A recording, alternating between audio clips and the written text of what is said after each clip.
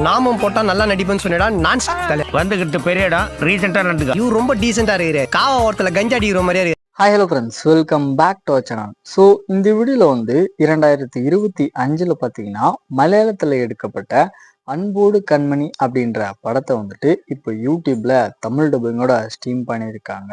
இந்த படத்தோட ரிவ்யூ பற்றி தான் இந்த வீடியோவில் பார்க்க போகிறோம். சரி, கதை அப்படின்னு பார்த்தீங்கன்னா சிம்பிள் தான். அதாவது நம்ம படத்தோட ஹீரோ அதுக்கப்புறம் ஹீரோயின் இவங்க ரெண்டு பேருக்குமே பார்த்தீங்கன்னா ரீசெண்டாக தான் வந்து மேரேஜ் ஆகிருக்கும். இருந்தாலுமே ஒரு 1.5 வருஷம் கழிச்சுமே பார்த்தீங்கன்னா இவங்களுக்கு வந்துட்டு குழந்தை அப்படின்றது இல்லை.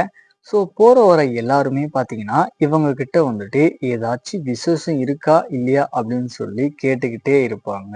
ஸோ இதுக்கப்புறம் பார்த்தீங்கன்னா இந்த சுச்சுவேஷனை இவங்க ரெண்டு பேரும் சேர்ந்து எப்படி ஹேண்டில் பண்றாங்க, கடைசியா இவங்க ரெண்டு பேருக்கும் குழந்தை பிறந்துச்சா இல்லையா அப்படின்றது தான் இந்த படத்தோட கதையா இருக்கு. ஷார்ட் அண்ட் ஸ்வீட்டா சொல்லணும் அப்படின்னா, நம்ம வாழ்ந்துட்டு இருக்க இந்த சொசைட்டில பார்த்தீங்கன்னா இந்த மாதிரியான ஒரு ப்ராப்ளமும் இருக்கு அப்படின்றத ரொம்ப ரியலிஸ்டிக்கா இந்த படத்துல வந்து சொல்லியிருப்பாங்க.